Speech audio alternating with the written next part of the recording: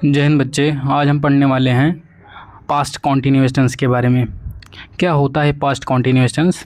अगर हम एक टाइम लाइन बनाएं, ठीक, उस टाइम लाइन पर अगर हम प्रेजेंट पास्ट फ्यूचर को दिखाएं तो जो अभी चल रहा है वो होता है हमारा प्रेजेंट, ठीक है। और इसके आगे आने वाली कोई भी लाइन पर कोई भी बिंदु होता है वो हमारा फ्यूचर टेंस, ठीक। और इस प्रेजेंट से पहले कहीं भी इस लाइन पर वो होता है हमारा पास्ट, ठीक। तो जो काम अभी चल रहा है वो होता है हमारा प्रेजेंट कॉन्टिन्यूअस। जैसे मैं लिख रहा हूँ, मैं पढ़ा रहा हूँ, आप देख रहे हो, आप सुन रहे हो, आप पढ़ रहे हो, ठीक है। ये है हमारा present continuous tense. Past continuous क्या होता है? अगर कोई काम पास्ट में शुरू हो, मतलब पास्ट में शुरू हो, ठीक, पास्ट में चले और पास्ट में ही ख़त्म हो जाए, ठीक। पास्ट में शुरू हो, ठीक, पास्ट में शुरू हो और पास्ट में ही ख़त्म हो जाए, ठीक, वो होता है हमारा पास्ट कॉन्टिन्यूअस।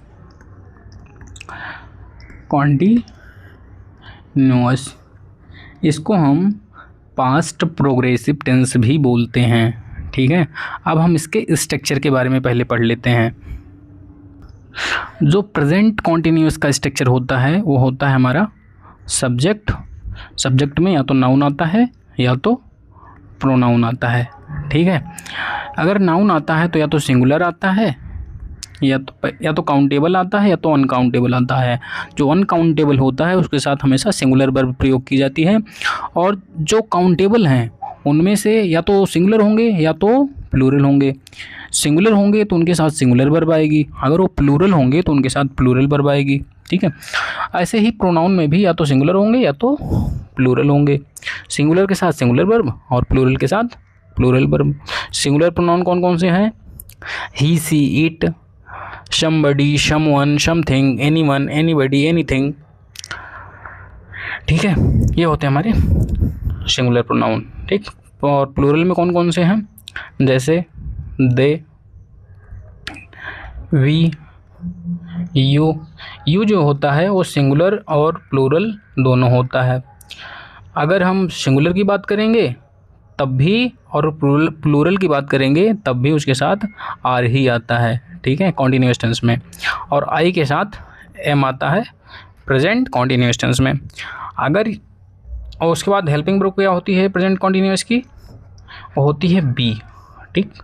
बी मतलब इज़, आई एम और आर प्रेजेंट कॉन्टिन्यूअस की हेल्पिंग वर्ब है। अगर यही हम पास्ट कॉन्टिन्यूअस बोल दें तब हो जाएंगी हमारी वाज और हुवर। जो वाज होती है वो सिंगुलर वर्ब होती है, ठीक है। सिंगुलर नाउन के लिए आएगी और सिंगुलर प्रोनाउन के लिए आएगी। कौन सी आएगी? वाज। और आई के साथ भी वाज आएगी। बाकी जो प्लूरल बच गए, चाहे वो नाउन हो चाहे वो प्रोनाउन हो, उनके लिए आएगी हमेशा प्लूरल वर्ब, ठीक। उसके बाद जो आता है हमारा मेन वर्ब। मेन वर्ब में आईएनजी आती है। मैंने आपको बताया है कि जब बी वर्ब आती है तो उसके बाद या तो आईएनजी आती है या तो थर्ड फॉर्म आती है। अगर आईएनजी आती है तो वह एक्टिव वॉइस में होता है, अगर थर्ड फॉर्म आती है तब होता है हमारा पैसिव वॉइस, ठीक है। यह होती है हमारी प्रेजेंट कॉन्टिन्यूअस की स्ट्रक्चर। इसके बाद ऑब्जेक्ट रहता है, ठीक। जो ऑब्जेक्ट होता है वो भी या तो नाउन होता है या तो प्रोनाउन होता है। नाउन में सिंगुलर हो या प्लूरल हो कोई दिक्कत नहीं है, क्योंकि जो वर्ब आती है हेल्पिंग वर्ब वो हमेशा सब्जेक्ट के अनुसार आती है, ऑब्जेक्ट के अनुसार नहीं आती है, ठीक। वैसे ही प्रोनाउन में भी या तो सिंगुलर होंगे या तो प्लूरल होंगे। लेकिन ध्यान देने वाली बात यहाँ पे एक चीज़ है कि जब भी आप जैसे यहाँ पे यूज कर रहे थे सब्जेक्ट में ही, शी, इट, और आप यूज कर रहे थे प्लूरल में दे, बी और यू, ठीक। तो आपको यहाँ पे ऑब्जेक्ट है तो ऑब्जेक्टिव केस में लिखना पड़ेगा। ही का क्या हो जाएगा? हिम, सी का हर, इट का इट ही रहता है, यू का यू ही रहता है, बी का अस हो जाता है, दे का देम हो जाता है, ठीक है। ऑब्जेक्ट कोई भी हो वो ऑब्जेक्टिव केस में लिखा जाएगा, चाहे वो वर्ब का ऑब्जेक्ट हो, चाहे वो प्रेपोजिशन का ऑब्जेक्ट हो। ठीक है, जो पास्ट का स्ट्रक्चर मैंने बताया वो सब्जेक्ट होता है, ठीक वैसे ही नाउन आएगा या तो प्रोनाउन आएगा, नाउन आएगा तो सिंगुलर आएगा, प्लूरल आएगा, जो भी है मैंने बता दिया लास्ट में। उसके बाद जो हेल्पिंग वर्ब आती है वो आती है बी वर्ब। ठीक, कॉन्टिन्यूस में हमेशा बी वर्ब आती है, और पास्ट में कौन सी आ जाएगी बी के स्थान पे, वाज या वर आता है। ठीक है, उसके बाद मेन वर्ब में आईएनजी आता है, उसके बाद ऑब्जेक्ट आता है। ठीक है, जैसे अगर मैं बोलूँ मैं पढ़ा रहा हूँ तो क्या हो जाएगा, आई एम टीचिंग, ये काम प्रेजेंट में चल रहा है। क्या पढ़ा रहा हूँ, इंग्लिश। ठीक, अगर मैं कह दूँ मैं पढ़ा रहा था, ठीक, तब हो जाएगा आई वॉज टीचिंग इंग्लिश। ठीक है, अगर मैं कह दूँ वे खा रहे थे तो दे हुवर ईटिंग। ठीक, क्या खा रहे थे, खाना, फूड। ईटिंग के स्थान पर आप हैव भी लिख सकते हैं, क्या लिख सकते हैं, हैव, हैविंग हो जाएगा, दे वर हैविंग फूड। हैव को आप नॉर्मली कॉन्टिन्यूअस टेंस में नहीं लिखते हैं, लेकिन जब आप हैव का यूज एज अ एक्सपीरियंस करते हैं तब फिर आप हैव को हैविंग लिख सकते हैं। ठीक है, जैसे आप खाने के सेंस में, पीने के सेंस में, या फिर सपना देखने के सेंस में, जैसे I am having a dream तो हो नहीं सकता, क्योंकि आप जब बोल रहे होगे तो आप सपना नहीं देख रहे होगे, जब आप सपना देख रहे होगे तो आप बोल नहीं रहे होगे, मतलब प्रेजेंट में किसी से बता नहीं रहे होगे। ठीक है, जैसे फिर हो सकता है आई हैड अ ड्रीम। ठीक, पास्ट इंडेफिनिट में आप लिख सकते हो, जैसे I had a dream last night, कल मैंने सपना देखा।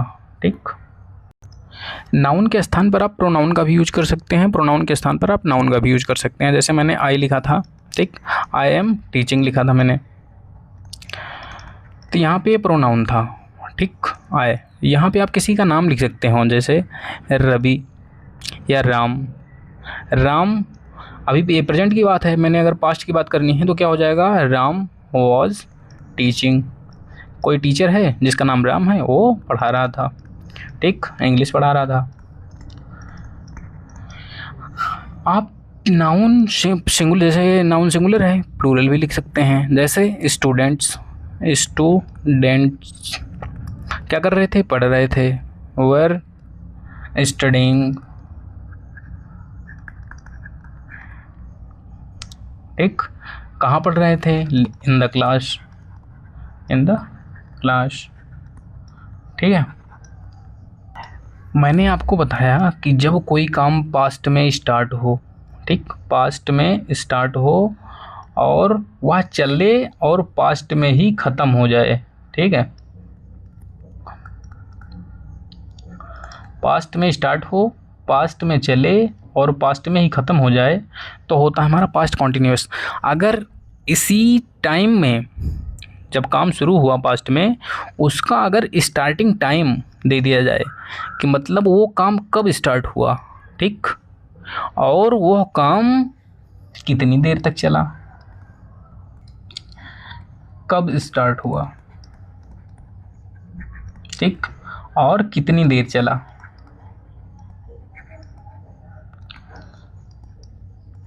ठीक, अगर ये टाइम दे दिया जाए तब वही continuous tense past perfect continuous tense बन जाता है।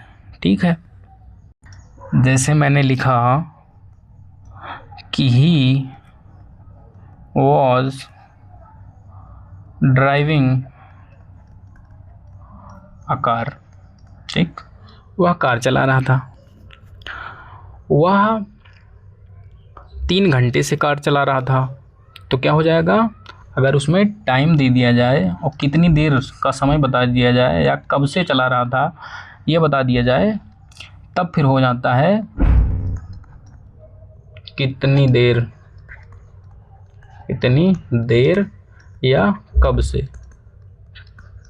तब वह परफेक्ट कॉन्टिन्यूअस में बदल जाता है। ठीक, तो क्या हो जाएगा, he had been driving a car for 3 hours. ठीक, 3 घंटे से कार चला रहा था। अगर हम इसी पास्ट परफेक्ट, पास्ट कॉन्टिन्यूअस, ये पास्ट कॉन्टिन्यूअस है, ये पास्ट परफेक्ट कॉन्टिन्यूअस है, इसका हम निगेटिव बनाएं, पास्ट कॉन्टिन्यूअस का निगेटिव बनाएं तो कैसे बनेगा।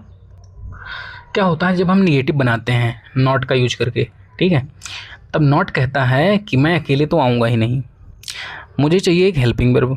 तो यहाँ पे हेल्पिंग वर्ब है। ठीक, अगर हेल्पिंग वर्ब ना होती तो किसका यूज होता, डू का। जिसके पास कोई हेल्पिंग वर्ब नहीं होती उसकी हेल्पिंग वर्ब डू होती है। तो क्या हो जाएगा, ही was not driving a car. ठीक, इसका हम निगेटिव बनाएं तो ऐसे बनेगा। नॉट दो चीज़ें कहता है, मैं हमेशा हेल्पिंग वर्ब के साथ आऊँगा और मैं हमेशा मेन वर्ब से पहले आऊँगा। अगर मुझे हेल्पिंग वर्ब के साथ चिपका दिया जाए, ठीक, कॉन्ट्रैक्टेड फॉर्म में लिख दिया जाए, तब मैं हमेशा चिपक के रहूँगा हेल्पिंग वर्ब के साथ में। ठीक है, जैसे अगर मैं इसका इसी सेंटेंस का इंट्रोगेटिव बनाऊँ तो क्या हो जाएगा, was he not driving a car. ठीक है, यहाँ पे देखो नॉट हमेशा मेन वर्ब से पहले आता है और ये हेल्पिंग वर्ब लेता ही लेता है। ठीक है, अगर इसको कॉन्ट्रैक्टेड फॉर्म में लिख दिया जाए, कॉन्ट्रैक्टेड फॉर्म क्या होती है, जैसे wasn't, ठीक, wasn't he driving a car. ठीक है, तब ये चिपक जाएगा हेल्पिंग वर्ब के साथ में, तब ये मेन वर्ब के पास नहीं आएगा। ठीक है, इतनी बात आपको समझ में आ गई होगी। इसका हम जैसे इंट्रोगेटिव बनाए तो इंट्रोगेटिव हमारा होता है 2 टाइप का, एक होता है हमारा WH टाइप, एक होता है एस नो टाइप, जिसका जवाब हम हाँ नहीं में देते हैं। ठीक है, जैसे ये सवाल है, इसका जवाब हम सिर्फ एक अक्षर में देंगे, या तो हाँ या तो ना। क्या वो कार चला रहा था, आप बोलोगे हाँ या फिर नहीं, या फिर ऐसे भी करके बोल सकते हो, yes he was driving the car, no he was not driving the car. ठीक है, तो एक तो होता है हमारा एस नो टाइप, एक होता है हमारा WH टाइप। जो WH टाइप होते हैं उसको हम आओ समझ लेते हैं। जैसे मैंने लिखा, he was reading a book, वो कोई किताब पढ़ रहा था। इसका हम इंट्रोगेटिव बनाएंगे एस नो टाइप, तो क्या हो जाएगा, was he reading a book. ठीक है, क्या होता है, हेल्पिंग वर्ब हमेशा उठ के आगे आ जाती है। ठीक, यहाँ पे आ गई। अगर हम WH टाइप बनाते हैं तो हेल्पिंग वर्ब के पहले WH शब्द लगा देते हैं, तो क्या हो जाएगा,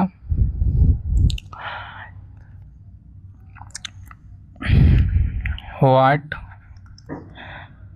वॉज ही रीडिंग।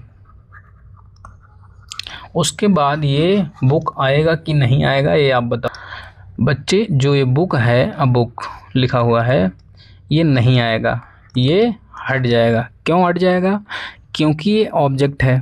ठीक, ये ऑब्जेक्ट है। ये व्हाट क्या है फिर, देखो यहाँ पे सब्जेक्ट है, ये दोनों वर्ब हैं, वर्ब फ्रेज। ठीक है, ये मेन वर्ब है, ये हेल्पिंग वर्ब है, तो ये हो गया सब्जेक्ट। ठीक, ये हो गई वर्ब। ठीक, ये हो गई हेल्पिंग वर्ब। अब हमें चाहिए ऑब्जेक्ट, तो ऑब्जेक्ट यहाँ पे है। ठीक, ये है हमारा ऑब्जेक्ट। ये डबल ऑब्जेक्ट हो जाएगा, सेम कैटेगरी के, जो आपको पता है कि जो क्या का रिप्लाई देता है, क्या से सवाल पूछते हो और जो रिप्लाई आता है वही होता है हमारा ऑब्जेक्ट। ठीक है, सेम कैटेगरी के दो ऑब्जेक्ट नहीं हो सकते हैं, ठीक है। और हमें पूछना है क्या वह पढ़ रहा था। अगर हम क्या वह पढ़ रहा था बोलेंगे तब ये वाला सेंटेंस हो जाएगा। अगर हम बोलेंगे वह क्या क्या पढ़ रहा था तो what all was he reading. लेकिन ये ऑब्जेक्ट नहीं आएगा जब व्हाट आ जाएगा तो, ठीक है। तो आप समझे, जब आप व्हाट लिखते हैं, ठीक है, तब आप ऑब्जेक्ट नहीं लिखते हैं, ठीक, ऑब्जेक्ट नहीं लिखते हैं, चाहे वो कोई भी टेंस हो, ठीक, कोई भी टेंस हो, क्योंकि वर्ड जो होता है वो खुद ही ऑब्जेक्ट होता है। लेकिन जैसे अगला सेंटेंस मैंने लिखा, who is reading a book, ठीक। तो यहाँ पे देखो ये वर्ब दी हुई है, ये है हमारी वर्ब, ठीक, ये है हमारा ऑब्जेक्ट, ठीक। सब्जेक्ट कहाँ है? WH वर्ड, ये जो वर्ड है यही सब्जेक्ट है, ठीक। अगला सेंटेंस देखो, इसीलिए बोलते हैं जो हु होता है वो हमेशा सब्जेक्टिव केस में आता है। सब्जेक्टिव केस में आने का मतलब है कि वह हमेशा सब्जेक्ट बन सकता है, ऑब्जेक्ट कभी नहीं बन सकता। ऑब्जेक्ट बनता है होम, ठीक। जैसे मैंने लिखा whom are you teaching English, आप इंग्लिश किसे पढ़ा रहे हो, ठीक। तो यहाँ पे देखो ये सब्जेक्ट है, ठीक, ये है वर्ब, ये हेल्पिंग वर्ब, ये मेन वर्ब, ठीक। और ये है हमारा ऑब्जेक्ट, ये भी हमारा ऑब्जेक्ट है। लेकिन ध्यान देने वाली बात ये है कि दोनों अलग अलग कैटेगरी के ऑब्जेक्ट हैं, ठीक है। ऑब्जेक्ट दो प्रकार के होते हैं, एक होता है डायरेक्ट ऑब्जेक्ट, एक होता है इनडायरेक्ट ऑब्जेक्ट। तो जो डायरेक्ट ऑब्जेक्ट होता है वो रिप्लाई देता है क्या का, ठीक, और जो इनडायरेक्ट ऑब्जेक्ट होता है वो रिप्लाई देता है किसे का, ठीक। तो यहाँ पे ये इनडायरेक्ट ऑब्जेक्ट है, इनडायरेक्ट ऑब्जेक्ट, समझ गए।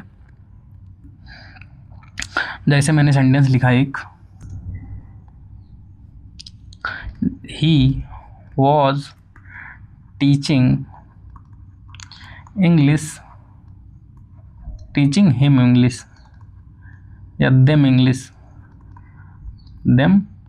English, ठीक।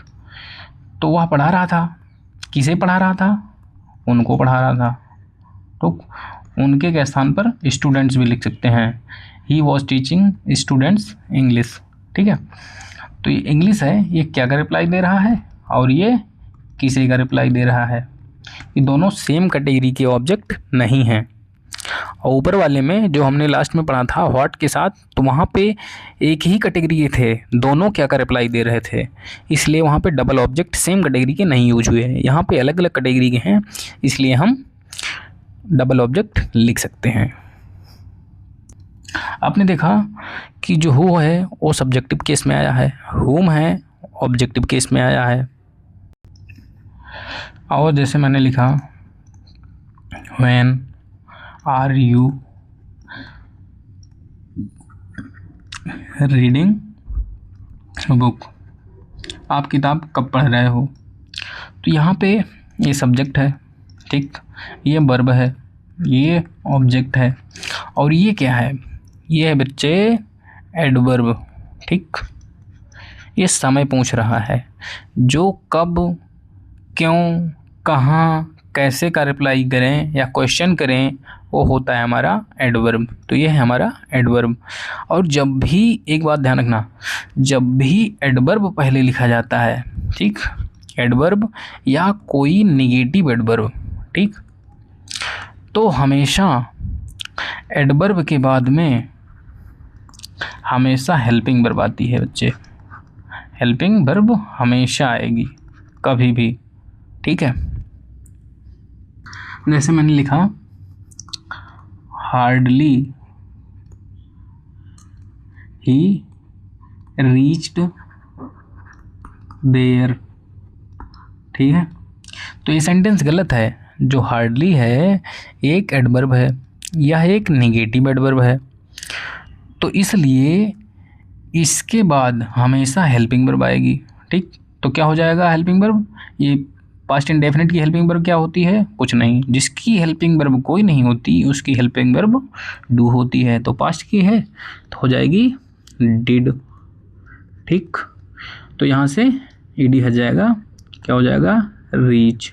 ठीक, hardly did he reach there. ठीक, ये बात आपको समझ में आई? जब कोई भी एडवर्ब लिखते हैं, निगेटिव एडवर्ब लिखते हैं, तो उसके बाद हमेशा हेल्पिंग वर्ब आती है। ठीक, जैसे मैंने लिखा why are you reading a book, आप किताब क्यों पढ़ रहे हो? तो यहाँ पे ये सब्जेक्ट है, ये वर्ब है, इन दोनों को मिला के ये हो जाएगी वर्ब फ्रेज। ये हमारा ऑब्जेक्ट। ठीक, ये क्या है? ये बच्चे क्या है? एडवर्ब है। ठीक, एडवर्ब के बाद हमेशा हेल्पिंग वर्ब आती है। ठीक, जैसे मैंने लिखा how are you reading English.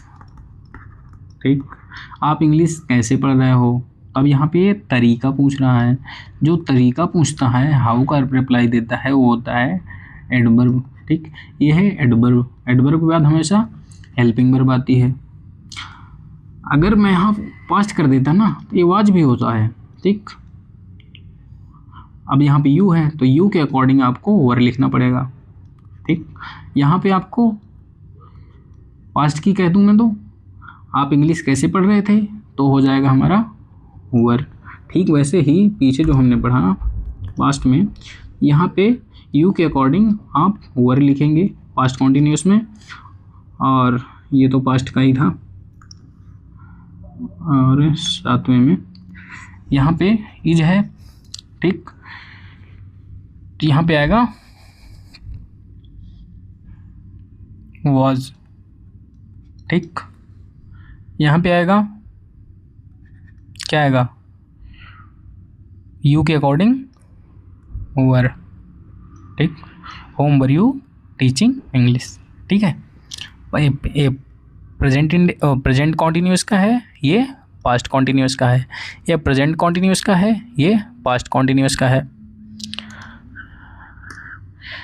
ये आर जो लिखा हुआ है प्रेजेंट कॉन्टिन्यूस का है, और वर है पास्ट कॉन्टिन्यूस का। आर है प्रेजेंट कॉन्टिन्यूस का, वर है पास्ट कॉन्टिन्यूस का। जैसे हमने पढ़ा था प्रेजेंट कॉन्टिन्यूस में कि जब कोई काम अभी चल रहा हो, ठीक, या फिर पैरेलल में चल रहा हो, अभी चल रहा हो आपकी आँख के सामने, या पैरेलली। ठीक, जब चल रहा हो इसके समानांतर, तब होता है वहाँ प्रेजेंट कॉन्टिन्यूअस टेंस। ठीक, जैसे अब अभी वीडियो तो देख रहे हो, साथ साथ में अपनी तैयारी कर रहे हो, वो पैरेलल में चल रही है। आप ग्रेजुएशन कर रहे हो, वो पैरेलल में चल रही है। ठीक, वैसे ही पास्ट में कोई काम चला और ख़त्म हुआ तो वो होता है हमारा पास्ट कॉन्टिन्यूअस। ठीक, पास्ट में आप पास्ट के पैरेलल में कोई काम चल रहा होगा, जैसे आप पढ़ रहे होंगे, कोई काम कर रहे होंगे, आपकी तैयारी चल रही होगी, तो वहाँ होता है पास्ट कॉन्टिन्यूअस। ठीक है, इतनी बात आपको समझ में आ गई होगी। यहीं पर हम अपनी क्लास ख़त्म करते हैं। ये हमारा बेसिक रहा, और अगली क्लास करेंगे हम पास्ट परफेक्ट कॉन्टिन्यूअस की। उसके बाद हम पढ़ेंगे पास्ट परफेक्ट। ठीक, उसके बाद आगे हम इसे पढ़ते चले जाएंगे, और जब बेसिक हमारा ख़त्म हो जाएगा तो सबसे पहले बेसिक हम पूरा ख़त्म करेंगे। उसके बाद एक्टिव पैसिव नरेशन सब बेसिक पूरा पढ़ाऊँगा। उसके बाद मैं एडवांस जब पढ़ाऊँगा तब आपको बहुत मज़ा आएगा। ठीक है, और अगले 15 दिन बाद आपकी क्लास चलेगी स्मार्ट बोर्ड पर। अच्छी लगी हो क्लास तो लाइक करिएगा, सब्सक्राइब करिएगा, शेयर करिएगा। Thank you.